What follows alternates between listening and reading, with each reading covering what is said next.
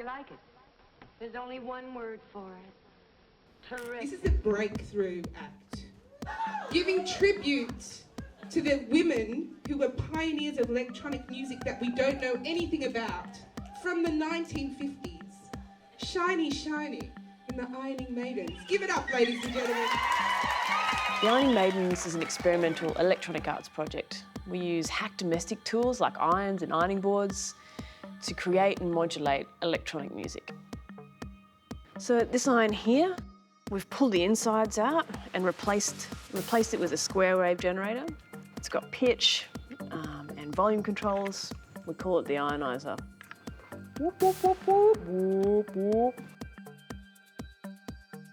This iron we use as a trigger. It connects to Ableton, which is the software we use. It launches the sounds and samples we've collected to make the music with. So some of those samples are sounds we've recorded from ironing boards and irons and sewing machines, and others are taken from old 50s advertising samples. And just for kicks, don't get too far ahead in your housework. During the 50s, the archetypal image of the glamorous housewife was being promoted, and all sorts of technology was being utilised in order to entice women into the role of a housewife.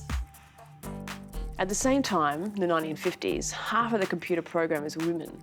It wasn't until salaries for these positions started rising that men became interested in the industry.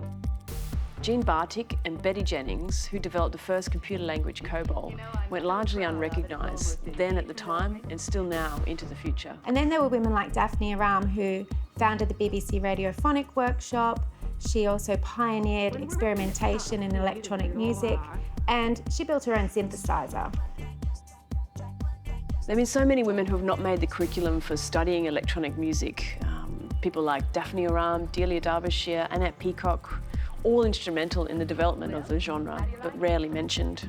The group Female Pressure did a global study of women in the electronic music industry, and what they concluded was there's not a lack of women in the industry.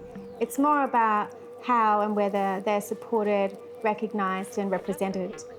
So where to from here? We want to put together an all-female team to produce, document and perform this project, both to give women in regional areas work and to keep making women in tech visible. And now it's time to take this conversation out into the public sphere. We feel that laundromats are the best place for this. They look great, they sound great. We want to run workshops in electronic music production and instrument making. We want to have conversations about music, creativity and technology. Yep, so if you've got a local laundromat, give us a call.